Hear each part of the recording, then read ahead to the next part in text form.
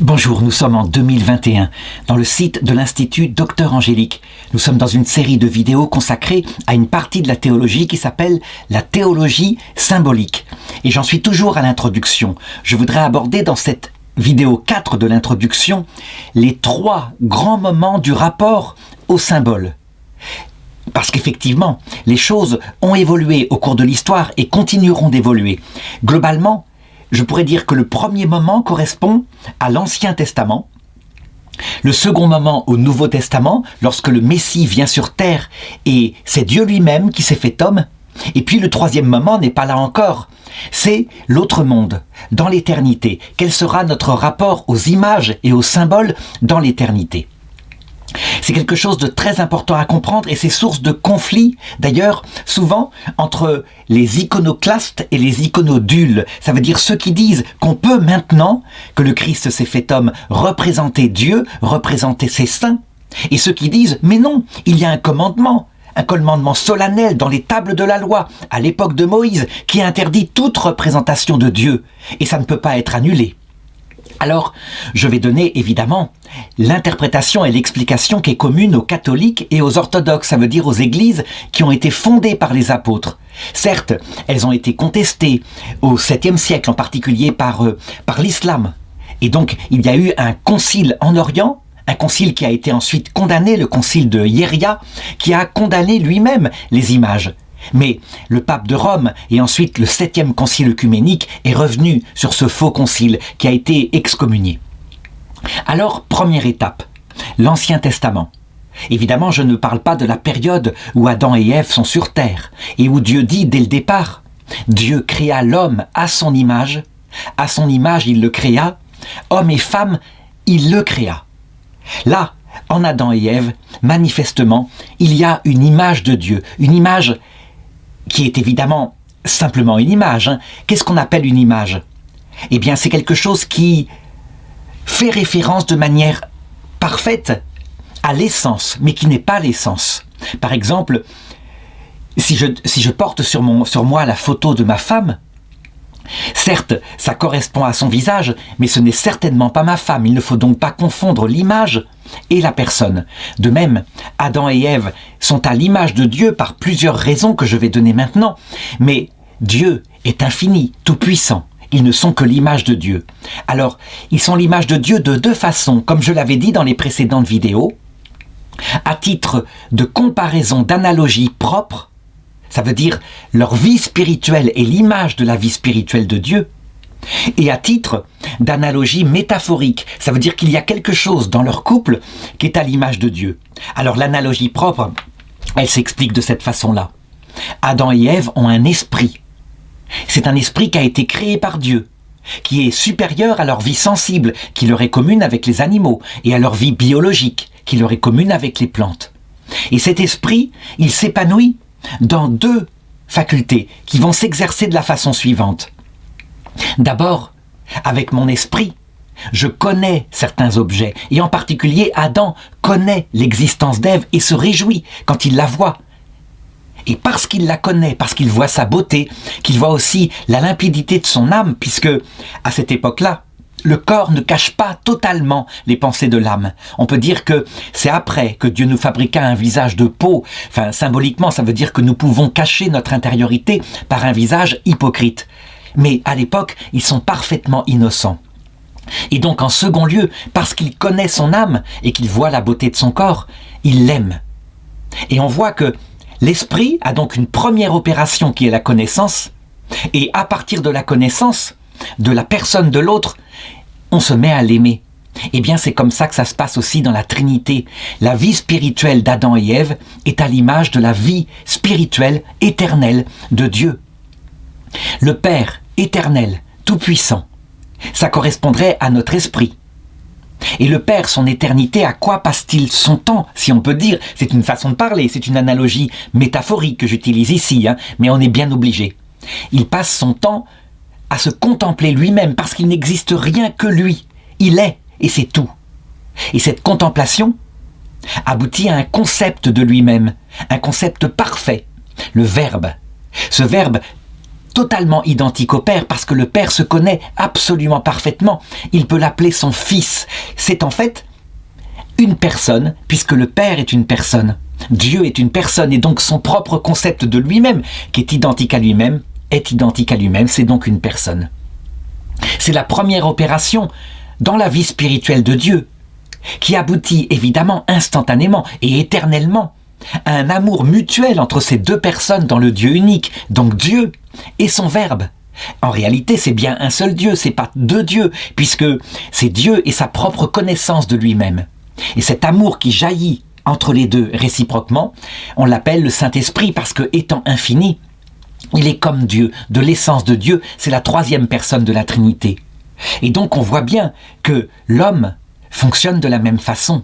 L'homme connaît Ève, Ève connaît Adam par l'intelligence, et en conséquence, ils s'aiment réciproquement, immensément. Et cet amour jaillit l'un vers l'autre qui va les attirer, qui va être source du reste de leurs activités, nommer le monde, donner la vie à des enfants, etc.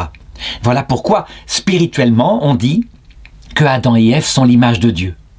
Et puis je disais, il y a aussi dans le couple que représentent Adam et Ève, une analogie métaphorique, une métaphore de Dieu, qui se comprend de la façon suivante, très simplement. La métaphore, je rappelle, c'est quand on parle de Dieu à partir d'éléments corporels ou sensibles.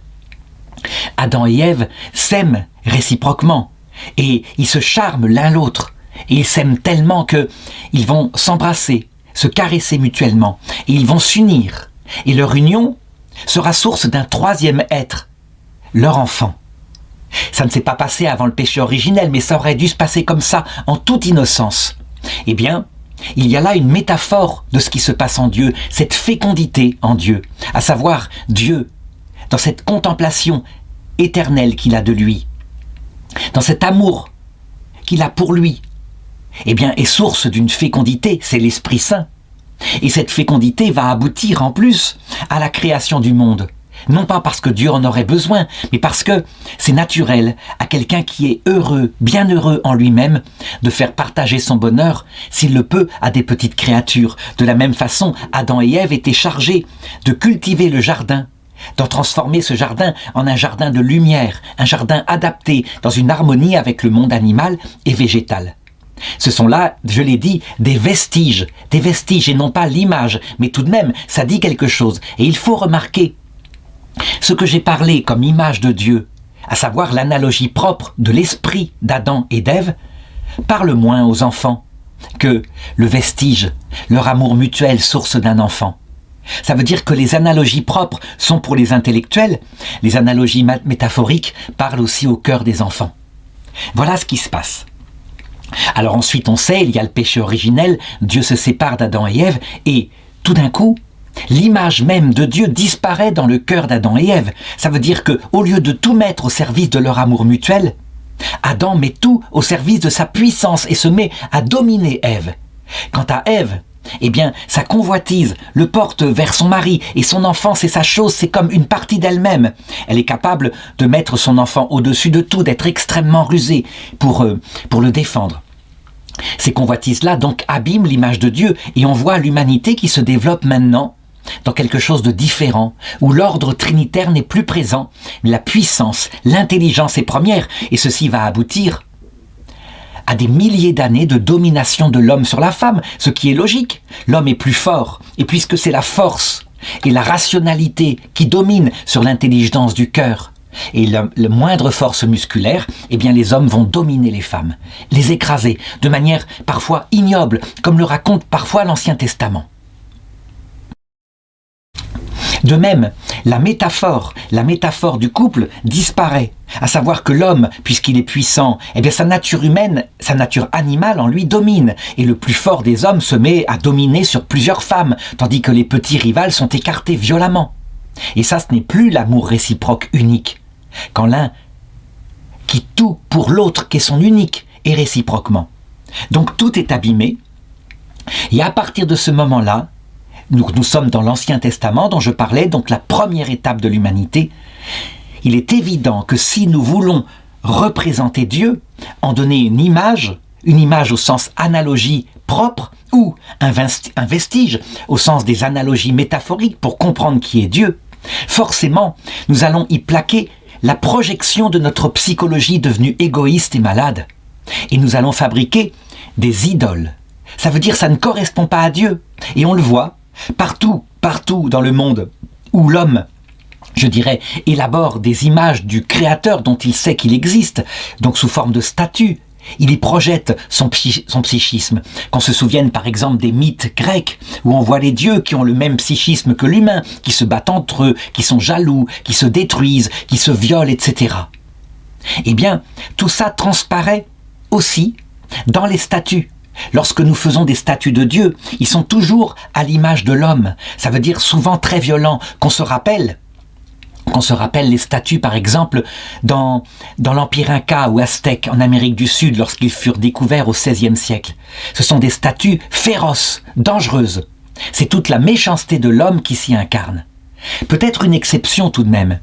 Il y a, en Égypte, une civilisation où Osiris et Isis, dans leur amour réciproque fidèle, un amour éternel qui fait que quand l'un des dieux, Osiris, est tué par le démon Seth, Isis fait tout pour le ressusciter et y arrive par sa prière. Peut-être que là, effectivement, on avait un vestige encore vivant, présent, de quelque chose de Dieu. Ça veut dire que tout n'avait pas été ravagé. De même, lorsque les Égyptiens estimaient qu'ils arriveraient dans le jugement dernier, ils pensaient qu'ils seraient jugés en fonction de leur droiture de cœur. La déesse Mat, la plume légère de la déesse Mat, la droiture, jugerait leur cœur serait jugé sur sa droiture. Il y avait là quelque chose qui est encore un reste sans doute de l'image de Dieu. Ce n'est pas une image parfaite, ce n'est pas l'amour mis en premier, je l'ai dit, comme action ultime venant achever l'intelligence et la puissance. C'est pas encore ça. Il y a encore la puissance, la domination. On voit bien les pharaons qui sont représentés écrasant leurs ennemis avec une masse et tout ça. Mais tout n'a pas été ravagé dans le monde. C'est pourquoi l'Église dira Dieu avait semé par son Esprit Saint dans les religions et dans le cœur de l'homme des préparations, des restes de ce qui devait venir. Mais globalement, il faut le reconnaître, ça ne correspondait pas. Et donc, dans cette première partie, quand Dieu n'est plus connu du tout, qu'il a d'abord été oublié par les générations successives après Adam et Ève, et puis complètement carrément falsifié quand sont arrivés les grands malheurs du néolithique, les famines, et qu'on s'est mis à croire que les dieux au-dessus étaient des féroces personnages qui ne pensaient qu'à une chose, détruire l'humanité, et qu'il fallait donc leur offrir le plus beau des sacrifices pour les calmer, pour les flatter, les sacrifices humains, sacrifices de nos propres enfants. C'est quelque chose de terrible ce qui se passe là. Eh bien, Dieu dit à Moïse, Exode chapitre 20 verset 4, « Tu ne feras aucune image sculptée, rien qui ressemble à ce qui est dans les cieux, là-haut ou sur la terre ici-bas, ou dans les eaux, au-dessous de la terre. Tu ne te prosterneras pas devant ces dieux et tu ne les serviras pas, car moi, Dieu, ton Dieu, je suis un Dieu jaloux qui punit les fautes des pères sur les enfants, les petits-enfants et les arrière-petits-enfants pour ceux qui me haïssent, mais qui fait grâce à des milliers pour ceux qui m'aiment et gardent mes commandements. » Dieu interdit donc à l'homme toute représentation. C'est fini. Personne ne doit le faire, parce que voilà ce qui se passera. Vous, avec votre mentalité primitive, vous adorerez cette idole et vous projetterez sur moi, Dieu, qui ne vous est pas révélé mon cœur. Vous ne savez pas ce qui je suis. Vous projetterez votre propre méchanceté, la propre image de votre cœur perverti. Et c'est vrai, quand on considère toute cette période, on ne peut pas savoir qui est Dieu. C'est impossible. Certes, il y a là tout de même la mention de son amour, mais c'est un amour dangereux, un amour qui peut frapper celui qui n'obéit pas à ses commandements. C'est un amour spécial. Ça veut dire que quand on regarde la révélation primitive ici apparue à Moïse, mais aussi ce que la raison humaine pouvait découvrir de Dieu, c'était quelque chose d'extérieur. Personne n'arrivait à pénétrer les intentions de Dieu. Et je vais l'expliquer en le démontrant. Donc, l'image de Dieu avait été détruite et les vestiges, ils étaient peut-être encore là en partie, mais l'homme n'arrivait pas à en sortir le cœur de Dieu. Tout simplement, d'abord du côté de la révélation. Comment Dieu se révèle à Moïse? Il donne son nom, Yahvé. Je suis l'Éternel. Voilà qu'il ne parle pas de son cœur, mais il dit simplement qu'il est éternel, il a toujours été, et c'est comme ça. Mais qu'est-ce qu'il nous veut? Pourquoi il nous crée? Rien n'est présent là-dedans. La seule chose, c'est que ça établit sa toute-puissance. Et d'autre part, qu'est-ce qui est révélé à Moïse aussi? C'est la puissance dangereuse de ce Dieu. Il lui apparaît sur une montagne et il dit « Le moindre animal ou homme qui s'approchera de la montagne sera mis à mort. Et vous ne le toucherez même pas pour le mettre à mort. Soit vous le lapiderez, soit vous le tuerez à coups de flèche. » Un Dieu terrible qui ne révèle pas son cœur. Et pendant tout l'Ancien Testament, c'est comme ça. On a, je l'ai dit, une amélioration de la révélation concernant Dieu, mais jamais les intentions profondes de son cœur. Il y a bien certains prophètes qui essayent de les chercher. Je pense en particulier à cet être sensible, ce poète qu'est David, et puis ceux qu'il avait établis auprès de l'Arche d'Alliance, comme le poète Asaph, qui écrit les psaumes. Et on voit bien, leur cœur, ils espèrent une relation intime avec Dieu. Il voit bien que Abraham en a eu une, mais Abraham lui-même, il a marchandé avec un Dieu dangereux qui a détruit complètement Sodome et Gomorrhe. Il n'a pas réussi à attendrir son cœur. David essaye. Donc il se dit, je vais m'humilier devant Dieu en dansant en pagne devant lui, au point que sa femme, Mika, le méprise. C'est la fille du roi Saül. Quand elle voit son comportement là comme un simple serviteur qui danse devant l'Arche d'Alliance, elle dit « Est-ce que c'est digne d'un roi ?» Il le fait quand même. Et il veut qu'on lance des fleurs, qu'on joue des instruments, tandis que l'Arche d'Alliance s'approche de la maison qu'il s'est construite sur le mont Sion. Il veut mettre l'Arche d'Alliance dans sa maison. Il dit « Moi j'ai une maison, lui n'en a pas, je lui ferai, c'est lui qui nous a donné la victoire. » Dieu ne le permet pas. À savoir, il terrorise David par un acte de sa puissance à un moment donné, qui fait que David a peur de Dieu, il ne le prend pas chez lui. La période, là, dans l'Ancien Testament, n'est pas encore à la connaissance du cœur de Dieu, et donc on ne peut pas représenter Dieu. Les choses continueront sur ce côté inquiétant de Dieu, qu'on se souvienne par exemple du roi Josias, le prince, le Saint-Louis des Juifs, qui applique la loi de Moïse. Vraiment, il prend ce commandement, il dit « Oh, nous ne l'avons pas observé. Nous avions même des idoles dans nos maisons. » Il fait tout détruire les idoles. Les Astartés, la femme de Yahvé, des choses comme ça. Il y a même le serpent d'airain que Moïse avait construit, parce que ceux qui étaient frappés par un serpent, en le regardant, étaient sauvés. Il le fait détruire aussi. Pourquoi? Parce que des Israélites l'adoraient.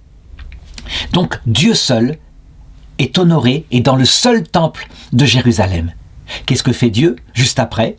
Eh bien, Josias est tué lamentablement dans une embuscade tendue par les Égyptiens, une flèche tirée de loin qui se plante dans son flanc.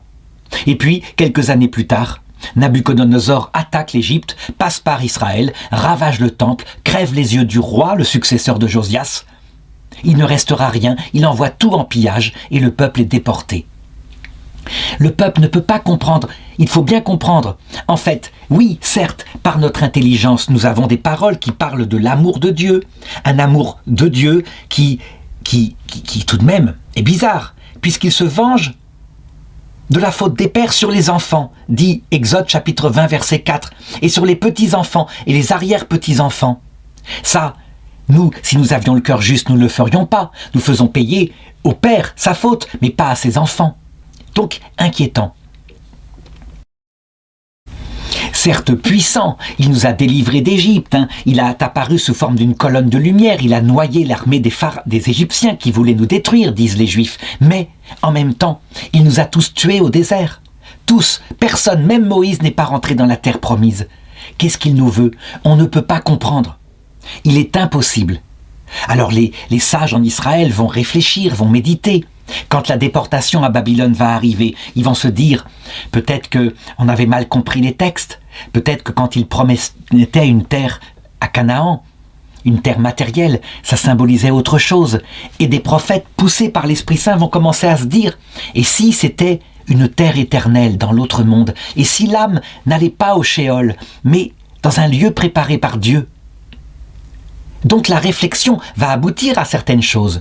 La réflexion sur la révélation primitive donnée à Moïse aboutit à certaines choses, mais n'aboutit pas complètement. Il y a trop de malheur, trop d'injustice. Ce n'est pas vrai que celui qui honore la loi de Moïse, il lui arrive que des bonheurs sur terre. Non, on peut être massacré. C'est ce que raconte le livre de Job. Et puis, le livre de Qoéleth, il dit « Ouais, on va observer la loi de Dieu, d'accord, pour pas avoir d'ennui. Mais tout ça, à quoi ça sert, si c'est pour terminer dans le tombeau ?» Personne n'est revenu de l'au-delà pour dire s'il y avait une vie. Alors tout est vanité. Mais appliquons quand même pour ne pas avoir d'ennui. On dit que ce livre a été écrit par le roi Salomon vers l'âge de 40 ans lorsqu'il était devenu un roi déjà cynique. Qu'il avait perdu sa sagesse, ou plutôt qu'il l'avait gardée, parce qu'il n'y avait pas la révélation de ce que Dieu voulait faire. Les intentions de Dieu, personne ne les connaissait. Alors, donc, je dirais, pour résumer, par rapport à cette théologie symbolique, il ne faut pas représenter Dieu. Ça exprime qu'on ne peut pas comprendre ce que Dieu nous veut à cette période-là. C'est impossible. Et personne n'y est arrivé. Et on a beau crier vers Dieu, ce qu'ont fait les prophètes, « Révèle-toi, viens à mon aide », disait Job, il n'est pas venu. Alors on pourrait dire, il y a d'autres méthodes, la méthode philosophique. Quand on observe la création, est-ce qu'il n'y a pas moyen de découvrir que Dieu est amour? Ça, c'est ce qu'ont fait les philosophes grecs, en particulier, mais aussi un peu le roi David. Et puis, ça s'est continué à notre époque, par exemple avec Spinoza, Einstein, des scientifiques. Donc, quand avec son intelligence, indépendamment de la révélation, on observe l'œuvre qui est là, on voit un ordre stupéfiant, mathématique, extraordinaire, et puis la vie, une construction absolument superbe, des millions de fois plus complexe que nos ordinateurs actuels. Ça permet de découvrir que Dieu, effectivement, ne peut être qu'éternel, avec sa raison, parce que sinon, qui a créé Dieu? Le néant? C'est aberrant. Donc il faut admettre un être qui a toujours été. Il faut, deuxièmement, on peut en déduire qu'il est un ingénieur absolument stupéfiant, qui en plus a le pouvoir sur l'être et le néant. Il peut créer à partir de rien. Et puis, cette organisation géniale. Cependant, avec tous les efforts des philosophes, eh bien, on va aboutir à ce que dit Spinoza. Quand on voit les animaux, ils sont très beaux, l'homme et la femme, leur amour, ok. Mais tout ça, ça se termine par quoi? Tout le monde mange tout le monde. Et puis, on meurt. On donne la vie à des enfants. C'est pour qu'ils vieillissent et qu'ils meurent aussi. Ça n'a pas de sens. Et Spinoza en conclut, manifestement, c'est certainement un ingénieur de très haut niveau, mais il est très occupé dans sa science. Il ne s'occupe pas des petites créatures qu'il a mis là, et qui sont posées là pour son jeu.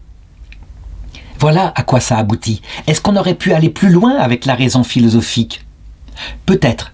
On avait des vestiges dans la création de choses quand même qui révélaient un peu les intentions de Dieu, comme par exemple l'homme et la femme, justement. Des petits détails très très curieux. Par exemple, cet instrument-là qui est dans la gorge, qui permet de parler, certainement, donc adapté à l'intelligence. Donc il faut des milliers de mots pour exprimer quelque chose qu'on a dans l'intelligence, à la différence des animaux qui n'ont besoin que d'une trentaine de mots pour expliquer danger, plaisir, séduction, tout ce qu'on peut, toutes les passions. Donc, mais cet instrument-là, il est aussi un instrument de musique extraordinaire, capable de donner les plus beaux chants. L'homme est un singe chanteur et spirituel. Et puis un autre détail très curieux qu'il faut quand même remarquer. Dans toutes les espèces animales, parmi les singes anthropoïdes, dont notre corps manifestement est fait, l'ADN est à peu près semblable, c'est le seul dont la sexualité est face à face. Elle n'est pas ventre contre dos. Alors il y a aussi le dauphin, mais c'est assez différent, c'est un mammifère marin, mais face à face. Alors que pour le singe proche de l'homme, c'est ventre contre dos. Alors on dira les bonobos, oui mais non, l'organe est disposé de telle façon que pour la fécondation et pour le plaisir de la femelle, c'est ventre contre dos. Dans l'être humain, le sexe féminin est retourné. Ça veut dire quoi? On dirait une intention. C'est en vue d'une communication. Un amour réciproque. Ça veut dire qu'il y aurait un projet sur l'homme et la femme. Mais tout cela n'est qu'un petit vestige, parce que par ailleurs, quand on aime la plus belle des jeunes filles, et réciproquement, elle va vieillir. Sa chair est comme de l'herbe. Très vite, 20 ans plus tard, sa beauté s'est flétrie. Il y a quelque chose qui fait que les vestiges, on ne peut pas les voir. La philosophie est incapable aussi. Donc, je dis bien, on comprend maintenant comment Dieu interdit de représenter Dieu, parce que on n'y arrivera pas. Et c'est vrai, on voit le texte avec, par exemple, Exode chapitre 32, verset 3. Aaron est en bas, Moïse est sur la montagne avec Dieu, ça dure très très longtemps. Et Aaron, soumis à la pression du peuple, décide de récupérer de l'or aux oreilles des femmes et de fabriquer une idole de Dieu, une représentation. Et il choisit comme représentation quelque chose qui va lui paraître correspondre à ce qu'il est. Donc, un veau d'or, en fait un jeune taureau. Ça veut dire une bête noble. C'est l'équivalent pour les Hébreux d'un étalon pour les chevaux. C'est la même noblesse. Nous, on voit moins la noblesse qu'à un veau d'or, un jeune taureau. Ça serait un taureau de combat, si on veut. En tout cas, il s'est dit, ça sera le meilleur animal. Ça représente la puissance de ce Dieu qu'on voit tonner comme ça sur la montagne. Et donc, on va se mettre à l'adorer en disant, voilà ton Dieu qui t'a fait sortir du pays d'Égypte. Évidemment, Aaron est suffisamment intelligent pour dire c'est pas l'idole qui est Dieu, mais ça représente Dieu. Il n'empêche que Dieu, sur la montagne, alors se met en colère et dit à Moïse, Exode chapitre 32, verset 8, « Ils n'ont pas tardé à s'écarter de la voie que je leur avais prescrite. Ils se sont fabriqués un veau en métal fondu. Ils se sont prosternés devant lui. Ils y ont offert des sacrifices et ils ont dit, « Voici ton Dieu, Israël, qui t'a fait monter du pays d'Égypte. » Moïse, furieux, va casser dans sa colère les 2 tables de la loi qui avaient été gravées par le doigt même de Dieu. Il va s'approcher du campement, il va faire détruire l'idole, il va jeter l'or dans la rivière, il va faire boire aux Juifs cette eau de la rivière afin qu'ils sachent que c'est du vent ce qu'ils avaient fait, une désobéissance profonde. Il n'est pas le temps de représenter Dieu. Et donc, jusqu'à la venue de Jésus, vraiment, on ne peut pas représenter Dieu, même à travers les vestiges. On ne comprend pas les intentions de Dieu, on ne comprend pas en particulier la question de la souffrance. Voilà la première étape de l'humanité. Et puis, arrive le centre de l'humanité, le centre de l'histoire humaine, l'an 0. L'incarnation du Verbe, un petit enfant qui vient sur terre, une vierge que l'Esprit Saint a approchée. Et l'ange l'avait prévenue, et elle accepte. Son cœur est tout pur, tout limpide. Elle a 14 ou 15 ans. Elle s'appelle la Vierge Marie. Et elle va mettre au monde, physiquement, ce petit bébé qui est Dieu, celui qui porte l'univers entier, le Créateur, le même qui parlait à Moïse, le même qui tonnait sur le mont Horeb. C'est très important à comprendre. Ce petit enfant n'est pas une personne humaine. Il est la personne de Dieu qui a assumé une nature humaine complète.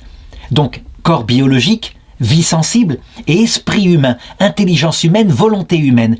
Mais ce n'est pas une personne humaine. Il y a une union hypostatique pour faire un seul être avec le Verbe de Dieu. C'est la personne du Verbe de Dieu fait chair. Et à ce moment-là, après des longues années d'attente, dans le silence, dans l'humilité, l'obéissance à sa mère, et en préparant tout de même son cœur, en disparaissant à l'âge de 12 ans, il se met à prêcher à l'âge de 33 ans. Un message d'abord, un message avec un contenu intelligent, un contenu qui explique qui il est, qu'il est venu du Père, qu'il ne dit rien de lui-même, mais qu'il est de toute éternité avec le Père, ce que raconte Saint Jean. Au commencement était le Verbe, et le Verbe était Dieu, et le Verbe s'est fait chair. C'est le début de l'Évangile selon Saint Jean. Ce discours est mis en perspective d'ailleurs avec celui de Jean-Baptiste qui l'a préparé, et qui représente la totalité de l'Ancien Testament. Vraiment, on peut le dire, Jean-Baptiste, c'est le dernier des prophètes de l'Ancien Testament. Lui non plus ne pouvait pas représenter Dieu. Lui non plus ne savait pas et ne saura pas durant sa vie terrestre le message de Jésus. Il montre tout de même le Messie du doigt, mais il n'a pas le temps d'entendre sa prédication. Il est exécuté avant. L'Ancien Testament, donc, ne donnait pas le salut, ne donnait pas la révélation sur la nature du cœur de Dieu, de ses intentions. Personne, même Jean-Baptiste, qui est le plus grand des prophètes, puisque aucun ne s'est approché aussi près du Messie, le montrant du doigt. Personne ne connaissait les intentions de Dieu. Et le Nouveau Testament est donc la deuxième phase de l'humanité où Jésus-Christ va révéler deux choses. Premièrement, qui est Dieu dans son essence, sa vie intime, au-delà de sa puissance. Bien sûr qu'il est le Maître et Seigneur, mais au-delà de sa puissance, au-delà de son intelligence suprême qui fabrique des objets, les vivants, etc. Son cœur. Et il va révéler que son cœur, c'est une vie intérieure, avec un jaillissement à l'intérieur du Dieu unique de lumière, et c'est le Verbe, et d'amour, et c'est le Saint-Esprit. Et que ces relations entre la Trinité sont des relations d'infini amour, et d'une deuxième qualité qu'il ne va pouvoir révéler qu'à la croix. Tellement elle est profonde, elle va même scandaliser jusqu'à maintenant des grands théologiens. Donc, à un moment donné, Jésus monte à Jérusalem et commence à annoncer à ses disciples qu'il y sera attrapé par les chefs des prêtres et il sera mis à mort. Saint Pierre est là, il dit « mais ça ne t'arrivera pas ». Et Jésus lui dit « arrête de me tenter, tes paroles ne sont pas celles de Dieu, celles des hommes ». Ce qui veut dire que cette mission-là à Jérusalem, il est venu pour elle. Il va être effectivement attrapé, il va connaître des souffrances inouïes que raconte d'ailleurs l'Épître aux Hébreux. Lui, tout fils qu'il était, par les gémissements, les pleurs, les cris qu'il adressait à son Père qui pouvait le sauver de la mort, a été effectivement sauvé de la mort et a été, parce qu'il a souffert, établi comme grand prêtre selon l'ordre de Melchisédek. Ça veut dire que quand on regarde le Christ crucifié, on a absolument, de manière ultime, plus que par un discours, l'image de Dieu, parfaite. Et je dirais même plus, quand on regarde le Christ crucifié et au pied de la croix, la femme, Marie. Les protestants disent « mais c'est n'importe quoi, c'est le Christ qui fait tout ». Non, homme et femme, il les fit, à son image il les fit. Et c'est un couple. Ça veut dire que Marie, qui n'est qu'une petite personne humaine, qui représente l'humanité, a un rôle absolument essentiel. Le Christ à la croix fait une alliance nouvelle, il dit oui à l'humanité. Et Marie, immaculée, qui comprend ce qui se passe, qui sait que c'est Dieu qui meurt sur la croix, répond oui en notre nom. Elle est la nouvelle Ève, la mère de tous les vivants. Elle est avec Jésus l'image parfaite, reconstituée de Dieu. Mieux que Adam et Ève, plus belle. Mais cette image, je l'ai dit, ce cœur de Dieu rayonne d'un amour immense. Et deuxièmement, la deuxième qualité, celle qui était mystérieuse, celle qui manquait, celle qui est sortie du cœur de Jésus sous forme de l'eau, c'est une immense humilité. Dieu est infiniment humble. C'est quelque chose de stupéfiant, hein. Saint Thomas d'Aquin dira, mais non, on ne peut pas lui attribuer de l'humilité, puisque c'est une qualité qui implique un abaissement, et en Dieu il n'y a que grandeur. On donne les qualités, je l'ai dit, et on les exalte éminemment. Il est éminemment intelligent, éminemment puissant, mais éminemment humble, alors que ça implique un abaissement, ça ne va pas. En réalité, c'est plutôt un amour tel que chaque personne de la Trinité met l'autre personne au-dessus d'elle-même, alors qu'elles sont absolument identiques en nature, en puissance, en essence. C'est ce que montre le Concile de Nicée. Du cœur de Jésus percé à la croix sort du sang qui symbolise l'amour, de l'eau qui symbolise l'humilité de Dieu. Tout d'un coup, on comprend maintenant qui est Dieu. Et cette image qu'on a à la croix n'est pas une image faite de main d'homme. Elle est parfaite. Elle va détruire toutes les anciennes idoles. Par exemple, le veau d'or, qui représentait Dieu comme un puissant, un dangereux animal capable de se venger d'un coup de corne, de tuer celui qui l'approchait. Le veau d'or, alors, devient une vraie représentation de Dieu qui n'est plus idolâtrique. Comment est-ce que je peux le dire? Eh bien, simplement, il suffit ensuite de lire les livres qui vont sortir par les apôtres stupéfaits. Comment est-ce qu'ils vont représenter Jésus-Christ, Dieu fait homme, à la croix? Eh bien, ils vont le représenter cette fois sous forme animale, carrément. Toutes les idoles interdites dans le passé reviennent. Qu'on se souvienne de l'Apocalypse, chapitre 4, verset 7. Il y avait le trône et sur le trône quelqu'un, donc c'est le Père. Et devant le trône, il y avait 4 animaux, 4 vivants, constellés Dieu par devant et par derrière.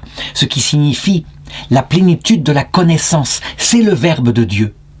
Le Verbe de Dieu, la pleine connaissance que le Père a de lui-même, dont je parlais tout à l'heure. Et ensuite, il décrit ces 4 animaux. Le premier vivant est un lion. On peut donc représenter Jésus comme le lion. Qu'est-ce que ça indique ? Il est le Tout-Puissant. Il le dit à ses disciples lorsqu'il leur lave les pieds. Vous m'appelez Maître et Seigneur, vous faites bien.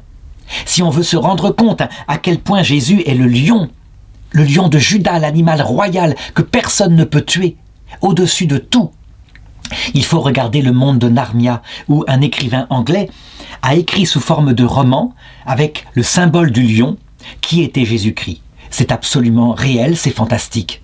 Et ce lion, eh bien, il est aussi, c'est le deuxième vivant, un jeune taureau. Voilà, on retrouve le veau qu'avait fait Aaron, sauf que cette fois c'est autorisé. Qu'est-ce que signifie ce jeune taureau? L'animal noble par excellence, l'animal qu'on offre en sacrifice et qui permet cette fois de ne plus jamais croire que Dieu est terrible et qu'il faudrait lui offrir nos enfants en sacrifice. Il a tué les sacrifices en s'offrant en sacrifice, dans sa noblesse. On peut donc représenter Jésus comme un veau d'or. Et on ne se trompera pas, parce que cette fois, on connaît son cœur, on voit ce que ça veut dire, on le voit à la croix. Et ce n'est pas tout. Le troisième vivant est un visage d'homme. Ça veut dire que l'humanité de Jésus, cette humanité lumineuse qui nous a parlé, qui a pleuré, qui a mangé, qui s'est exprimé, qui a été bébé dans les bras de Marie, on peut représenter Dieu comme ça, de toutes les façons, et avec derrière moi, l'icône de Sainte Faustine, le Christ miséricordieux. En fait, il est fait à partir du Saint-Suaire parce que le Christ a voulu nous laisser une image de lui-même, sans doute l'éclair de la résurrection, le fameux suaire de Turin, que la science essaye de réduire à rien avec des études au carbone 14, mais qui résiste à tout, qui revient en force.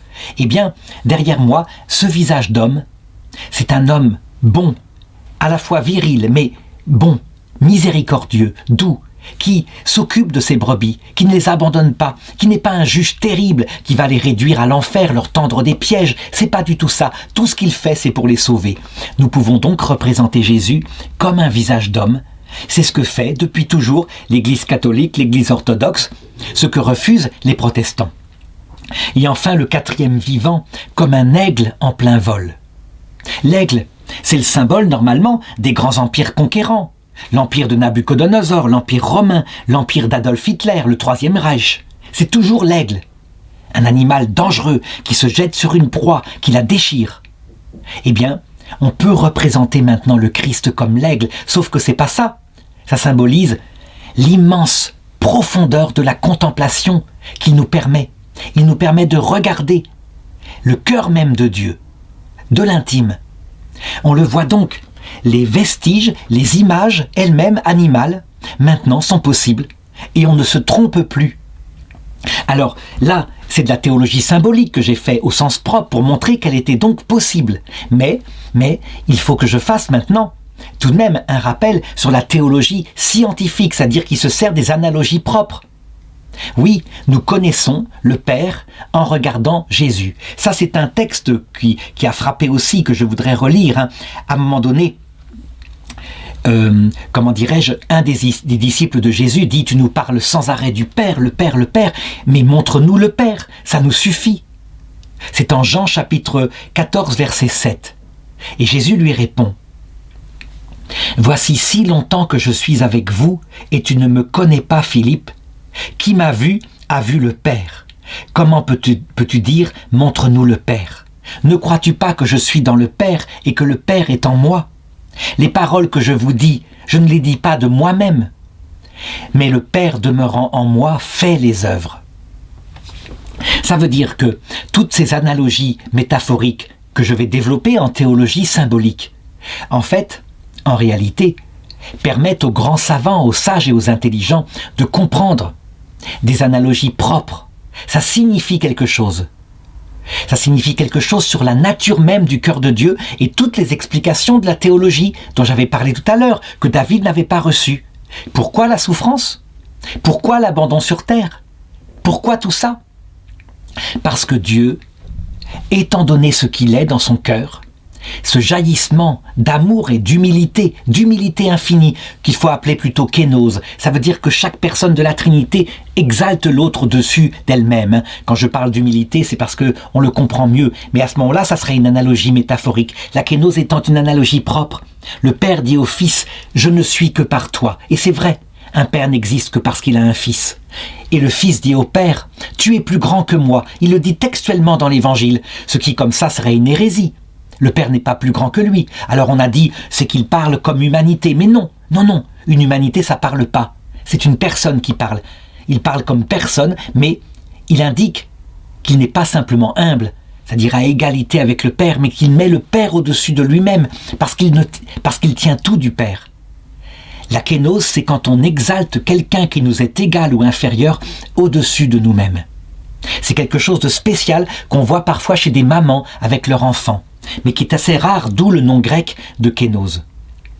Donc, il y a la révélation de ce cœur de Dieu, cet être immense, puissant comme un lion, extraordinairement fort comme un taureau, cet être intelligent comme un aigle, qui peut voir les secrets les plus cachés et qui est tout humble. Et donc, la raison de toute chose, c'est que si Dieu veut nous introduire dans la vision de cette essence divine, étant donné cette qualité d'humilité, c'est impossible, sauf si nous acquérons nous-mêmes un cœur tout humble. Sinon, nous ne supportons pas. Nous sommes comme des gros cochons qui rentreraient dans un magasin de porcelaine, ou alors, je ne sais pas, une ballerine hippopotamesque. Ça veut dire un hippopotame, comme dans le dessin animé de Walt Disney, qui voudrait s'intégrer dans le ballet, dans le corps de ballet, de petits rats de l'opéra tout gracieux, de l'âge de 10-12 ans. C'est impossible, ça ne correspond pas. Nous serions décalés. Nous devons absolument acquérir un cœur tout humble, comme Dieu avait dit à Moïse, « Personne ne peut me voir sans mourir à soi-même. » Nous avons donc l'explication de tout, les intentions de Dieu, en raison de ce qu'est Dieu, et donc nous pouvons représenter Dieu. Et le pire, c'est que la femme, c'est-à-dire les saints, les anges, la Vierge Marie, qui rétablissent en eux, en imitant le Christ, l'image de Dieu, comme je l'avais dit pour Adam et Ève, nous pouvons de nouveau les représenter. Et voilà pourquoi, face aux protestants, face aux iconoclastes, l'Église, dans son magistère, a dit « Non, le commandement de Moïse qui interdisait les représentations symboliques, c'est parce qu'à l'époque, ce n'aurait pu être que des idoles, quelque chose de faux. Mais maintenant que le Verbe a donné une image faite de lui-même, non faite de main d'homme, c'est vrai, les icônes ne trompent pas. Quand on représente Jésus comme un agneau, on ne se trompe pas, on voit sa douceur. La conséquence de ça, pour la matière qui nous intéresse, c'est que donc la théologie symbolique et la théologie scientifique, qui prend, elle, les analogies propres, la théologie symbolique prenant les analogies métaphoriques, c'est possible. On ne va plus dire des bêtises sur Dieu, et on va parler pas seulement de la puissance de Dieu, comme les anciens psaumes, on va parler de l'essence de Dieu. Voilà par exemple un poème de Sainte Élisabeth de la Trinité, poème extraordinaire qui parle de l'essence de Dieu. Ô mon Dieu, Trinité que j'adore, laissez-moi me fondre en vous dès maintenant, comme si déjà j'étais dans votre éternité. Et ensuite c'est un poème d'amour qui dure sur une page, un amour total qui n'est pas comparable à l'amour d'une fiancée pour son fiancé, qui est 1000 fois plus fort parce que ce Dieu remplit le cœur de l'homme. Alors voilà, il me reste maintenant à aborder la troisième étape de l'histoire de l'humanité, celle qui n'est pas encore réalisée. Il faut d'abord savoir que, à l'heure de notre mort, nous verrons le Christ revenir dans sa gloire, et nous le verrons aussi, si nous sommes là sur la terre, à la dernière génération. Quand il reviendra dans sa gloire, le symbole a encore raison, il existe encore. En fait, c'est en voyant son humanité sainte mais glorieuse que nous comprendrons son message, si nous ne l'avons pas entièrement compris sur terre. Son apparition est indispensable, elle donne à l'intelligence la pleine connaissance, en tout cas une connaissance suffisante de ce qui est en jeu. L'évangile et son contenu, le cœur de Dieu, et puis de l'autre côté par l'apparition de Lucifer qui prêche l'autre aspect, l'aspect du choix alternatif, cet enfer où est exaltée la liberté solitaire, eh bien, il y aura une image parfaite aussi de ce que c'est l'amour de soi poussé jusqu'au mépris de Dieu. De cette façon-là, à cette heure-là, on peut dire qu'il y a le couronnement de la vie terrestre, mais c'est encore sous forme de symbole. L'analogie est à la fois propre parce que nous voyons l'esprit humain du Christ, mais métaphorique aussi parce que nous voyons son corps lumineux, glorieux, qui apparaît comme à la transfiguration. Ce n'est que dans la vision béatifique que disparaîtront, et cette fois pour toujours, la nécessité et le besoin d'avoir des symboles. Dans la vision béatifique, il se passe la chose suivante. Lorsque nous voyons enfin, lorsque notre cœur aura été complètement purifié de tout reste de fierté, pour n'aimer que Dieu et le prochain, le Verbe lui-même, accompagné du Père et du Saint-Esprit, le Verbe lui-même se fera le concept de notre intellect. Ça veut dire qu'il viendra sans qu'il y ait rien entre lui et ce Verbe-là, aucune créature. Il viendra imprimer notre intelligence passive et nous le verrons face à face. C'est ce que dit l'Apocalypse. Ils verront sa face et son nom sera sur leur front. Et comme le Verbe est inséparable du Père et du Saint-Esprit, le Saint-Esprit emplira notre volonté de son amour, un amour effectif, vivant, un peu comme si, et là c'est une analogie métaphorique que je prends, un peu comme si nous étions dans la chambre nuptiale avec notre bien-aimé et notre âme et l'épouse. Quant au Père, eh bien, il nous donnera toute sa puissance. Ça veut dire que nous serons parfaitement établis, seront les trois aspirations de notre esprit. L'intelligence par la vision du Verbe, l'amour par la possession du Saint-Esprit, et puis notre volonté d'efficacité pour aider ceux qui sont encore en chemin sur la terre, et puis pour décorer ce monde nouveau qui a été préparé par Dieu, par le don de la puissance du Père. Voilà ce qui se passera. Alors, en conséquence, quelle sera la place des analogies propres et des analogies métaphoriques qui nous ont permis tout au long de notre vie terrestre. Je le rappelle, c'était ce schéma-là qui explique la théologie symbolique, comment nous passons par nos sens qui produisent des images dans notre imagination et comment notre intellect agent, ça veut dire l'activité, la capacité d'action de notre intelligence, extrait de ces images les concepts qui nous permet par analogie de comprendre le Créateur. Comment ça se passera au ciel? Eh bien, je l'ai dit, directement, le Créateur se fera illumination de notre esprit. Et voilà pourquoi l'Apocalypse le dit. De nuit, il n'y en aura plus. Ils se passeront de la lampe du soleil, car le Seigneur Dieu répandra sur eux sa lumière, et ils régneront pour les siècles des siècles. Ça veut dire que cette connaissance-là qui passait de là à là pour arriver à connaître par analogie qui était Dieu, analogie métaphorique à partir des images et puis à partir des concepts, les analogies propres, tout cela disparaît pour être remplacé par cette vision face à face. Est-ce que nous nous servirons encore de cela? Oui, parce qu'il ne faut pas oublier. Comme dit la petite Thérèse de l'Enfant Jésus, nous passerons notre ciel à faire du bien sur la terre. Ça veut dire que notre fécondité ressemblera à celle de Dieu, qui nous établira sur beaucoup, qui nous confiera des missions. Avec la Vierge Marie, la reine. Pourquoi la reine du cœur de Dieu? Parce que la plus humble. Et nous passerons donc notre temps en emportant avec nous le paradis à venir sur la terre et dans les autres purgatoires pour aider ceux qui en ont encore besoin. Alors, et c'est ce qu'on constate, lorsqu'il arrive que des saints du ciel qui peuvent être canonisés, ou alors quelquefois c'est notre grand-mère qui est canonisée, qui voit Dieu face à face, qui n'est pas canonisée, je veux dire dans le sens canonique, mais qui est sainte et qui s'occupe de nous, qui est chargée par les anges de s'occuper de nous.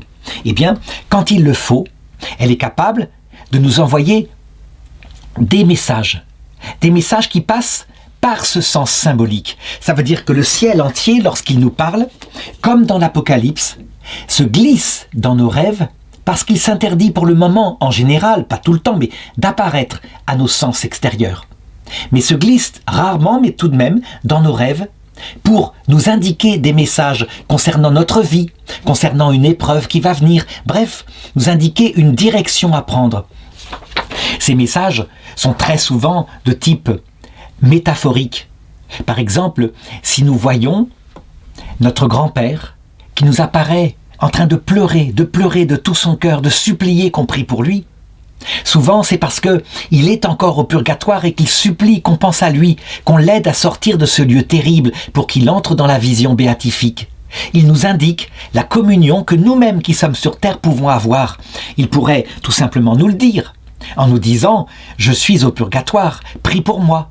Non, ils le font par le même langage, toujours ce même langage qui est adapté à nous, habitants de la terre, à travers des images. Parce que, évidemment, ces images, nous pouvons les comprendre. Alors certains diront « Mais quand même, je le vois en pleurant, ça signifie quoi ?» Eh bien, tu n'as qu'à travailler la théologie que te donne l'Église pour comprendre ce que ça veut dire. Parce que dans ce symbole-là, il y a évidemment des explications profondes qui ont été données maintenant par le Christ et son Église. Alors, une dernière question tout de même. Est-ce que le fait de voir dans l'éternité que nous vivrons, de voir sans arrêt le cœur de ceux qui sont avec nous, nos frères, nos sœurs, les anges, et de voir que leur cœur est comme un paradis où Dieu habite, ils ont eux-mêmes la vision béatifique. Est-ce que nous n'aurons pas quelque chose de plus, donc comme un don, je dirais d'ordre de l'ordre que j'ai indiqué, à savoir des analogies métaphoriques à travers la beauté de leur corps, et puis des analogies propres en voyant à quel point leur cœur est comme un paradis où Dieu habite. Eh bien, de fait, nous verrons Dieu face à face, nous, personnellement, mais finalement, et c'est comme ça que je conclurai, ça ne s'opposera pas à ce rayonnement-là. Ça n'ajoutera pas vraiment quelque chose, puisque nous verrons Dieu face à face et que cela comblera notre cœur, nous serons bien heureux. Mais c'est comme un rayonnement de sa gloire. On peut dire que l'amour de Dieu qui s'épanouit dans l'amour du prochain, bien, c'est quelque chose. C'est, comment dirais-je, c'est pas inutile, c'est pas ça que je veux dire, hein. L'inverse est vrai, mais c'est un rayonnement. C'est comme si le soleil, nous le voyions face à face et que, en même temps, tout l'effet que fait le soleil, jusque dans le cœur de nos frères, jusque sur la terre, eh bien, est source, pour nous, d'un surcroît de louanges. Mais, de fait, c'est le soleil que nous voyons. Donc, je ne sais pas si je me suis bien exprimé, hein. C'était un peu confus à la fin, mais voilà, cette vidéo est terminée.